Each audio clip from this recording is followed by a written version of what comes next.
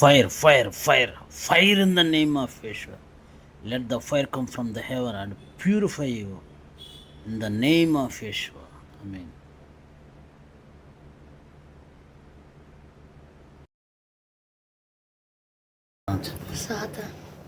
సాతాన్ కనపడిందా? ఏమన్నా మాట్లాడా? ఏమన్నా చెప్పాడు? ఏమన్నా మాట్లాడింది ఏమన్నా? అది వాళ్ళ ఫ్యామిలీ మీద ఎట్లా కనిపించింది? నా దగ్గరకు వస్తా నా దగ్గరకు వస్తుంది. నీ దగ్గరికి వస్తున్నాడు. ఎట్లా ఉన్నాడు? బాగా నొప్పి, అదే మట్టలతో ఉంది, బాగా నొప్పితో ఉంది. ఏంటిది? అదే అర్థం కావట్లేదు. నేను చెప్పు, నీకు జరిగిందంతా చెప్పు. ఎట్లా కనపడ్డాడు? ఏం మాట్లాడాడు?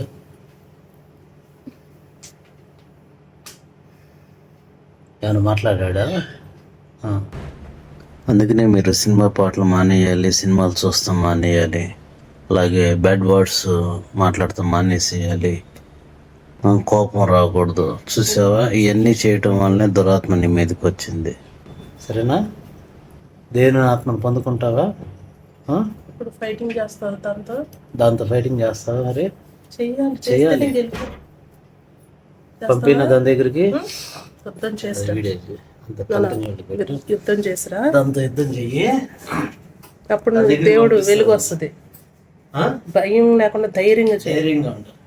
నేను దాంతో యుద్ధం చేస్తాను అని. దాంతో యుద్ధం చేస్తావా? ఏం పర్లేదు, దేవుడు నీకు కత్తిస్తాడు. కత్తితో స్పిరిట్ కళ్ళు మూసుకో. నేను చెయ్యి, నాకు అక్క చూడు, నేను చెప్పినట్టు చెయ్యి, రికార్డ్ చేయి. నేను చెప్పినట్టు చెప్పు. యేసయ్యా, నీ ఆత్మను నాకు ఇవ్వయ్యా, నా మీద కృమరించయ్యా, దాంతో యుద్ధం చేస్తానయ్యా. నన్ను వెంటాడే ఆత్మని ఇప్పుడే యుద్ధం చేసి గెలిపించయ్యా. నీ ఆత్మని కృమరించండి. యేసు రక్తం, పరిశుద్ధ ఆత్మశక్తి బిడ్డని వారి కుటుంబం మీద వెంటాడుతున్న దురాత్మతో యుద్ధం చేయడం సహాయం. పరిశుద్ధ ఆత్మశక్తిని fire in the name of Jesus. యేసు రక్తం, స్తోత్రం. పరిశుద్ధ ఆత్మశక్తి, హోలీ గోస్ట్, ఫైర్. అయ్యా, ఇప్పుడు యుద్ధం చేసి ప్రభావ వాడిని జయించడానికి సహాయం. పరిశుద్ధాత్మ శక్తిని fire in the name of Jesus. స్తోత్రం. Go into the spirit realm, battle for the God. యేసు రక్తం ఇప్పుడే ప్రభావ వాడిని జయించి రావడానికి సహాయం తెచ్చి. యేసు రక్తం, పరిశుద్ధాత్మ శక్తిని రిలీజ్. హోలీ గోస్ట్ తన ప్రభు బిడ్డకి ధైర్యాన్ని దయచింది ప్రభు. ఆత్మ ఖడ్గాన్ని దయచింది. ఆత్మ ఖడ్గా దాని మీద యుద్ధం చేయాలి. యుద్ధము యెహోవాదే. విజయము యెహోవాదే. తండ్రి స్తోత్రం.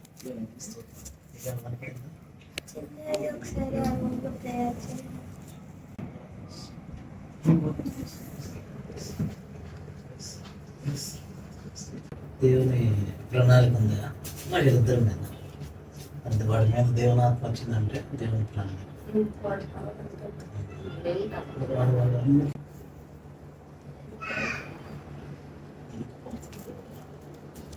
ఫస్ట్ టైం మొదలు భయం వేస్తుంది.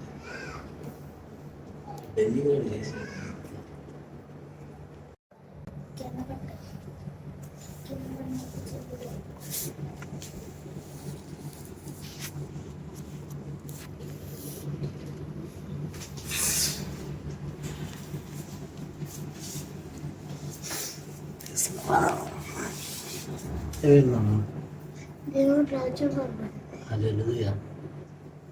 రికార్డ్ చేస్తున్నా. ఏం కనపడింది? ఎట్లా కనపడింది? ఫైట్ చేసావా? హల్లెలూయా. ఎట్లా చేసేద్దు? కత్తితోనా? హల్లెలూయా. జయించావు దాన్ని, సాతానుతో జయించావు, నీకు పరలోకం వచ్చారా? హల్లెలూయా. నాన్న చక్కగా మంచి సేవలో దేవుడు వాడుకుంటున్నాడు. పరిశుద్ధ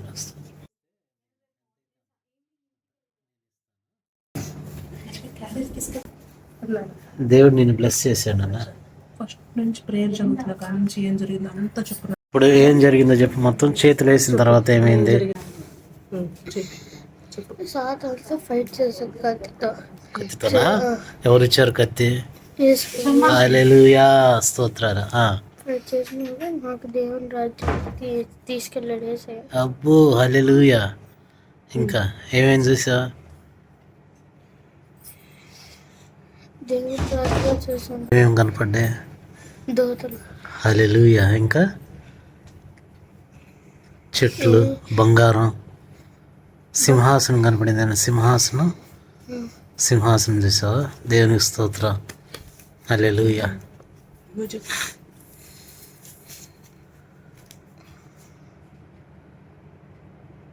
అక్కడ చూసి వచ్చినాక దేవుడు నీతో మాట్లాడాడా? ఏమని మాట్లాడాడు? నా దేవుని వల్ల సేవ చేయాలి. హల్లెలూయా, స్తోత్రాలు. హల్లెలూయా. చెప్పిన ప్రవచనం వచ్చింది, దేవుడు మాట్లాడాడు. నువ్వేమన్నప్పుడు సరే దేవునికి స్తోత్రం. ఇంకా ఇప్పుడు పడిపోయినప్పుడు మరి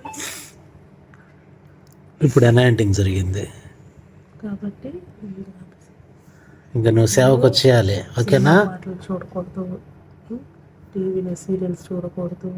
ఏమవుతుంది చెప్పు? పని చెప్తుంటే కోపం వస్తున్నప్పుడు ఏమవుతుంది?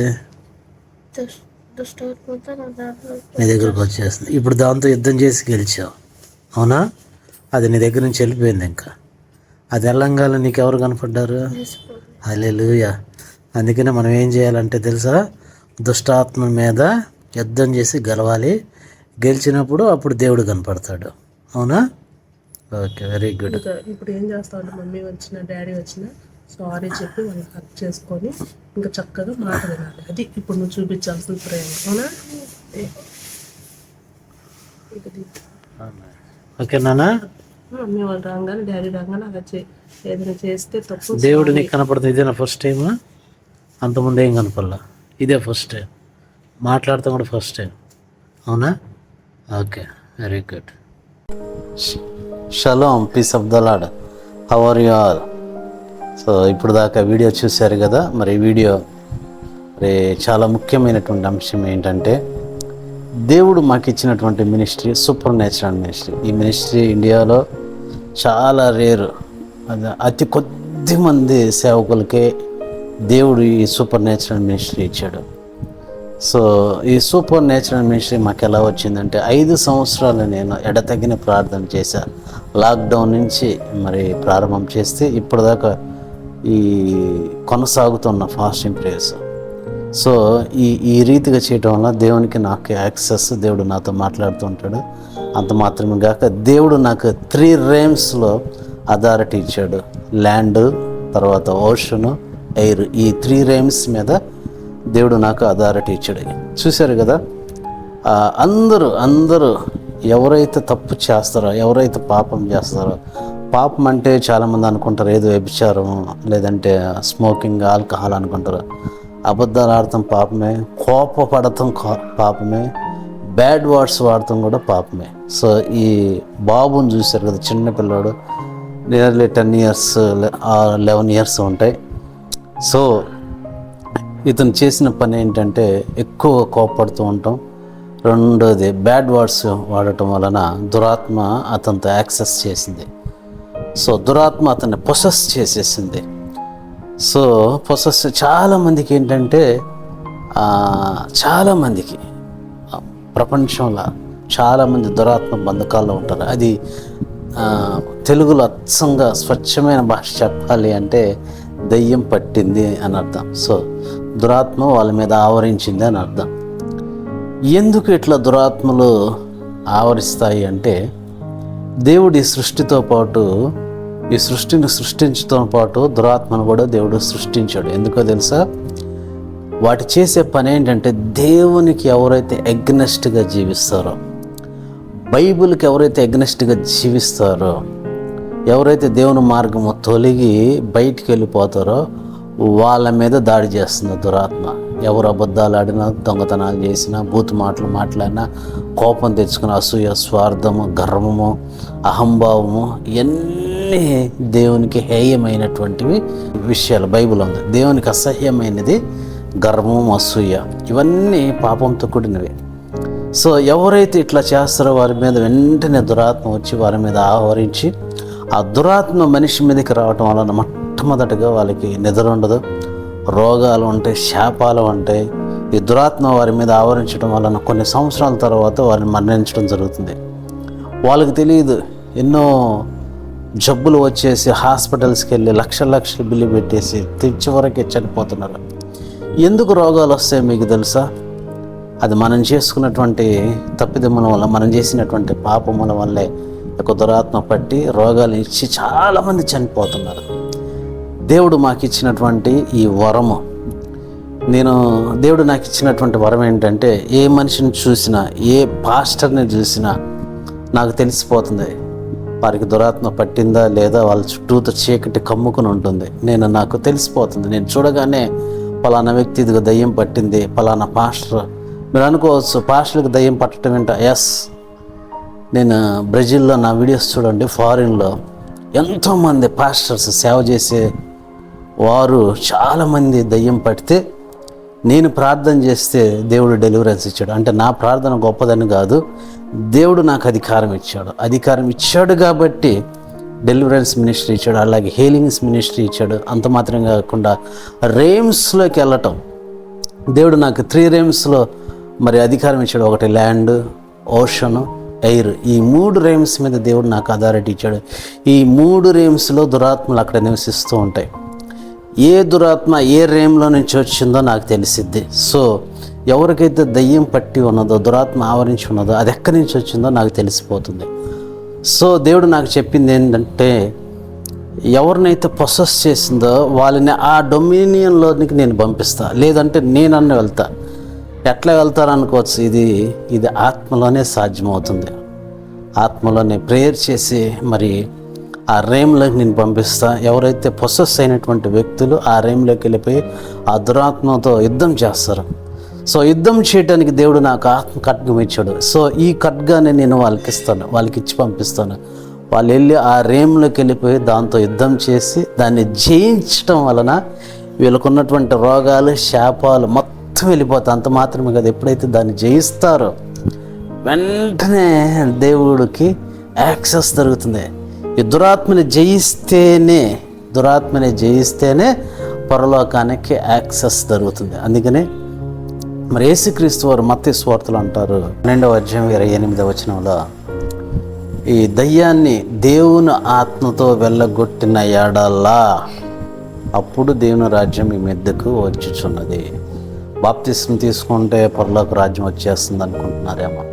వాక్యం సెలవిస్తుంది, జాగ్రత్తగా దుష్టాత్మ మీ మీద నుంచి వెళ్ళిపోతేనే దేవుని రాజ్యం మీ దగ్గరకు వస్తుంది. లేదే మీరు ఎన్ని ప్రార్థనలు చేసినా, బాప్తిస్మం తీసుకున్నా, ఏది చేసినా దేవుని రాజ్యం రావాలంటే మీలో నుంచి దురాత్మ వెళ్ళిపోవాలి. ఫస్ట్ మీలో నుంచి దురాత్మ వెళ్ళిపోవాలంటే మీ పాత అలవాట్లన్నీ మానేసుకోవాలి. కోపం, అసూయ, అహంభావం, స్వార్థం, తర్వాత సిన్ఫుల్ లైఫ్ ఇంకేదున్నా అవన్నీ విడిచిపెడితేనే మీలో దుష్టాత్మ వెళ్ళిపోతుంది. వన్స్ దుష్టాత్మ మీలో వెళ్ళితే వెంటనే పరిశుద్ధాత్మ మీదకి వస్తున్నది. సో ఇప్పుడే చూశారు కదా, ఆ పిల్లోడిలో నుంచి సాక్ష్యం, అద్భుతమైనటువంటి సాక్ష్యం. అతని నుంచి లూసిఫర్ చెప్పాడు కదా, నా కళ్ళు బాగా మండే కళ్ళు లాగా ఉన్నాయి, మంటలుగా ఉన్నాయి, కొమ్ములు ఉన్నాయి. అతనికి లూసిఫర్ కనపడ్డాడు. లూసిఫర్ పొసెస్ చేసింది అబ్బాయిని. సో దాన్ని జయించడానికి దేవుడు నాకు అథారిటీ ఇచ్చాడు. సో ఈ 3 రేమ్స్లో నేను వెళ్ళగలుగుతాను, దేవుడు నాకు అథారిటీ ఇచ్చాడు. హెల్లోకి నేను వెళ్తా, ఓషన్లోకి, మెరైన్లోకి నేను వెళ్తాను, అలాగే ల్యాండ్ మీద ఉన్నటువంటి ఈ యొక్క ఈవిల్ క్రీచర్స్, ఈవిల్ స్పిరిట్స్ని నేను డిస్ట్రాయ్ చేయగలుగుతాను. అలాగే మెరైన్లోకి వెళ్ళి, ఓషన్లోకి వెళ్ళి ఆ స్పిరిట్స్, ఈవిల్ స్పిరిట్స్ని, ఈవిల్ క్రీచర్స్ని నేను డిస్ట్రాయ్ చేయగలుగుతా. దేవుడు నాకు అథారిటీ ఇచ్చాడు. ఫాల్ ఆఫ్ ఎయిర్లోకి వెళ్ళిపోయి అక్కడ ఉన్నటువంటి క్రీచర్స్, ఈవిల్ స్పిరిట్స్ని కూడా డిస్ట్రాయ్ చేసేటువంటి అధికారం నాకు ఇచ్చాడు. నేను చేయటమే కాదు, ఆ దేవుడు నాకు ఇచ్చిన అధికారం ఏంటంటే, ఎవరినైనా నేను రేమ్స్లోనికి పంపించేటువంటి అధికారాన్ని దేవుడు నాకు ఇచ్చాడు. మీరంతా చూడవచ్చు యూట్యూబ్లో నేను ఎవరెవరికైతే ప్రార్థన చేశానో పాస్టర్స్ చాలామంది, బ్రెజిల్ పాస్టర్స్, అలాగే కొంతమంది ఇక్కడ ఇండియా చిన్నపిల్లలు, పెద్దవాళ్ళు చాలామంది రేమ్స్, హెవెన్లీ రేమ్స్లోకి వెళ్ళి అక్కడ దేవుని సింహాసనం చూశారు, దేవుని చూశారు. దేవుని కొంతమంది గార్డెన్ ఆ మూడో లోకానికి వెళ్ళారు, కొంతమంది 2వ లోకానికి వెళ్ళారు, ఫస్ట్ హెవెన్కి వెళ్ళారు, సెకండ్ హెవెన్కి వెళ్ళారు, థర్డ్ హెవెన్, డిఫరెంట్ హెవెన్స్కి వెళ్ళిపోయారు. చాలా రేమ్స్లు చాలా ఉంటాయి, చెప్పలేనటువంటి. ఇవన్నీ స్పిరిచువల్ విజ్డమ్, ఇవన్నీ బైబిల్లో ప్రకటన గ్రంథంలో ఉంటాయి. సో అనుభవాలు, స్పిరిచువల్ విజ్డమ్, స్పిరిచువల్ ఎవరికైతే దేవునితో యాక్సెస్ ఉంటుందో వారికి మాత్రమే ఆ రేమ్స్లోకి వెళ్ళగలిగేటువంటి అథారిటీ ఉంటుంది. కాబట్టి దేవునితో యాక్సెస్ కావాలంటే మనం ఫస్ట్గా హోలీగా ఉండాలి. ఆయన ఎట్లాంటి వాడంటే దేవుడు పరిశుద్ధుడు. అదే పరిశుద్ధతో మనం జీవించగలిగితే మనం హెవెన్తో యాక్సెస్ చేయవచ్చు. హెవెన్ ఒక్కటే కాదు, ఈ సృష్టి మొత్తం మీద మనం యాక్సెస్ చేయగలచ్చు.